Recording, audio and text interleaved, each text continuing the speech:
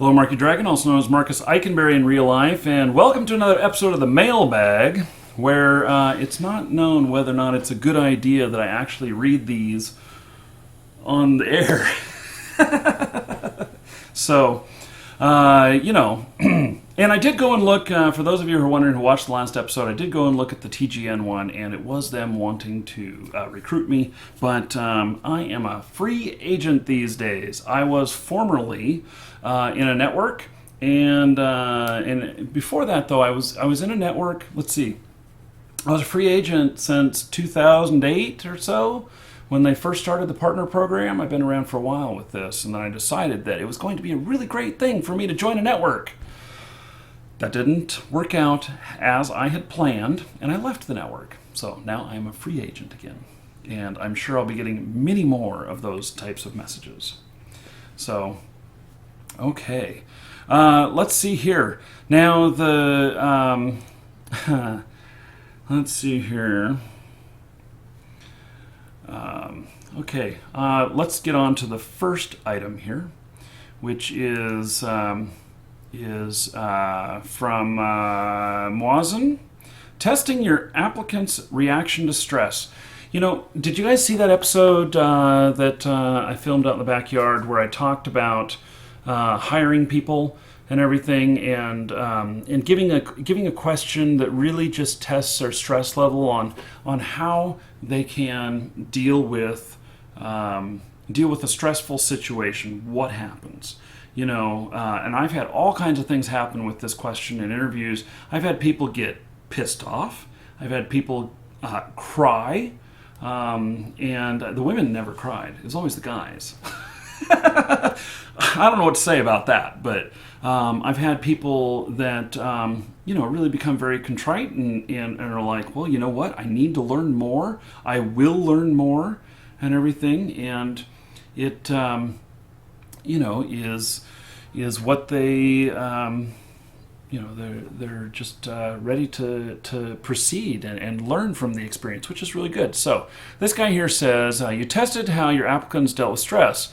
Were you screening for dumb applicants? If your job requires a lot of stress tolerance, maybe the problem is your working conditions. I was supposed to send you this tiny video comment, but it didn't seem to allow links. Okay, so I'm not going to go and look at the article, but here's the deal: is that when you have a customer yelling at you, how do you deal with that? Are you calm, cool, collected, or do you flip out and start dropping F-bombs back at the customer and become like the soup Nazi, which we all saw in Seinfeld? Which maybe I'm dating myself by saying that, but you know what? It was modeled after a real guy, and so you would walk up. He was in New York. I don't know if the soup Nazi is still there or not, but it was like a lunch stand. You'd go up and you'd order some soup, and if you didn't know all your options right there, he would berate you, and so it was you'd get a verbal abuse and everything. And I think that any of us who, and then you'd be like, no soup for you today. He'd be like, leave. And you'd have to leave. He wouldn't sell you any soup. And so, any of us who've worked retail or customer service have been verbally abused by someone.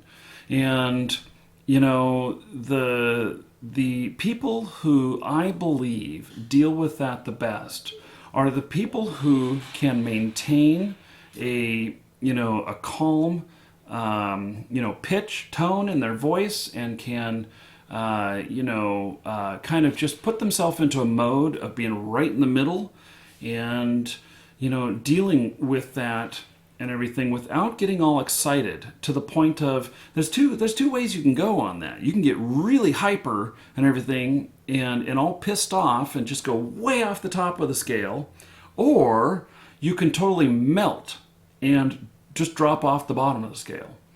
And I want people who sit somewhere in the middle. Now, he may be saying that there's research that shows that smart people crumble under stress. Well, you know what?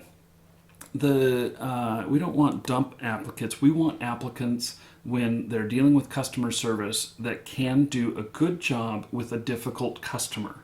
And so that's why I become difficult in the interview to see what their reaction is and how they do.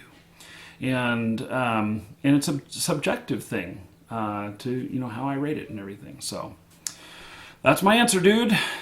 Hope you like it. Probably won't, but that's okay. So, okay. Let's see here. So, next one here is from Max. And Max wants to know how to help becoming self-employed. So, let's see here. I really enjoy your entrepreneurial videos. I'm really struggling trying to become employed with some of my businesses, mostly because it's hard to keep motivated and just to stay on task. While I have to work at a job that I find very boring and repetitive, and while going to school, it's summer now, so I have more time than I did during the semester. I'm in college anyways. I was wondering, is it a lot easier to stay self-employed once you have accomplished it? It seems ever since you quit your government job, yes, I used to work for the government, ever since you quit your government job, you've been able to keep yourself going no matter what, the ups and downs. You've had some pretty low downs, and from what you have said, you've even having to move it seems. And you said, and having to move it seems. I'm not sure what that means. How did you keep yourself going and not giving up on getting... Golly, I'm having trouble reading this. And not giving up to get a job. I feel like maybe that feeling is the only thing understood once you quit your job and you realize that it's either, you're going to get another job or make it happen now. He also wants to know how I manage my in-game playing time, and does he need to quit playing games to make his goals? Okay, so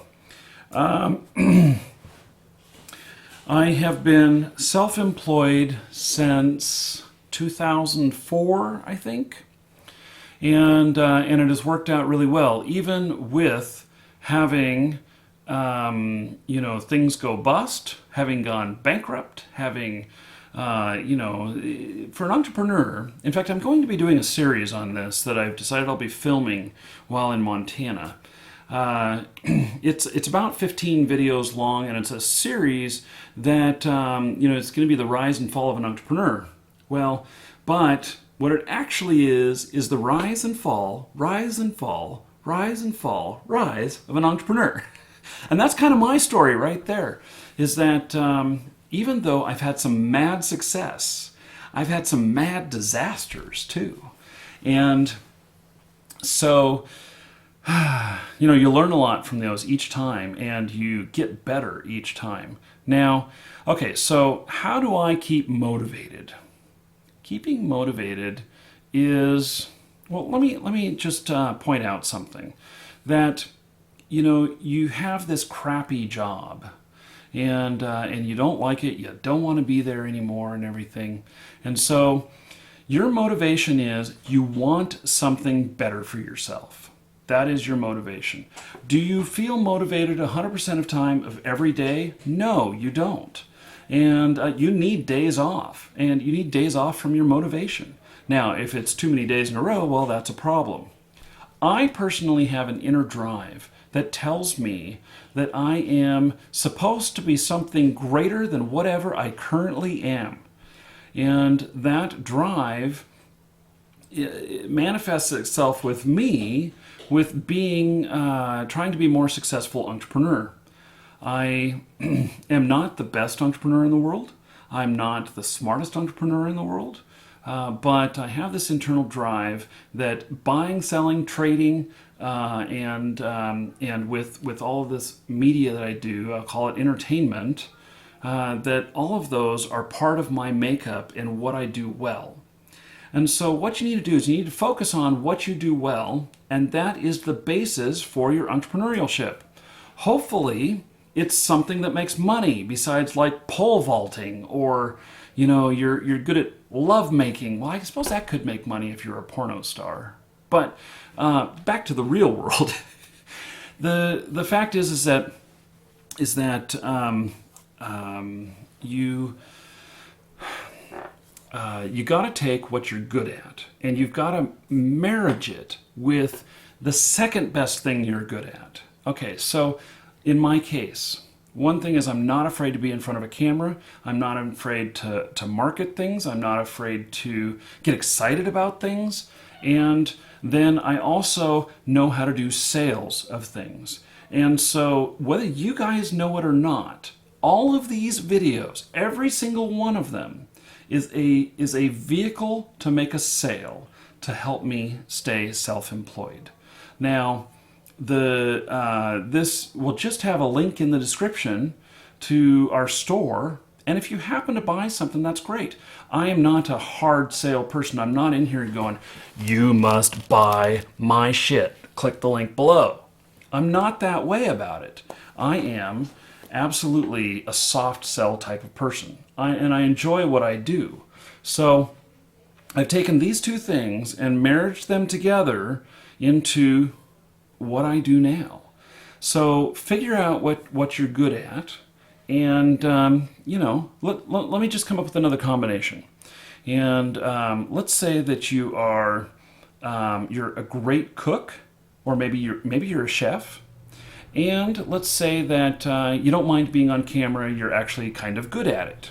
Well, what if you made some sort of cooking stuff on YouTube? Hey, it's this is the new stuff, and gain a following with that, and be very creative, and try some things that are just way out there, and see what you can come up with. Maybe that can get you enough attention that you then, can get all this stuff under your belt to where you can write a cookbook and start selling it. I don't know. I'm just kind of talking about what comes off the top of my head. So, staying motivated, the biggest thing about that is to be doing something that you do not feel is work. And so, being in front of the camera, yes, it's a lot of work. Playing video games, it's still work, but damn, I enjoy it. And so, that works out well. And, so for yourself, you didn't give any indication really about what it is you do, other than you're in college. And, is a college education required for you to be successful as an entrepreneur? No. But your college education, hopefully you're studying business in school, I would hope. Because business can be applied to anything about being an entrepreneur and being self-employed, and it will apply very, very well. So you want to, that's just my opinions. I don't even know where you're at. And okay, now as far as time management and video game play, if I didn't have part of my job was to play video games, understand them, and present them online, I would not be playing much at all. I might be playing 5 hours a week, something like that. Maybe on a Sunday afternoon, I'd sit down and play some games. And in fact, let me tell you that even while I was doing all this, until I started live broadcasting, with Twitch and everything, I was not playing many games at all. I was always working, on the next deal and everything. And in fact, my latest company was probably 6 months in the making or more to get it working, and that was working it as a full-time job. And then even you guys may not believe it or not, but I don't even own a company right now. So I'm just freelance. And so while I say go to my store, this and this, sure, I own the domain, but I don't own the company. But I work there and I treat it as my own. And we work together to, make it all that it is, and to keep the really high standards on it and stuff. So even though I don't have ownership, I do treat it like I do. So, anyway, Max, I hope that answers your question. And so hopefully that sends you off into the right direction. And so, everybody, that's it for this episode. Don't go anywhere if you're watching live, though, because we're going to do more. I'll be right back.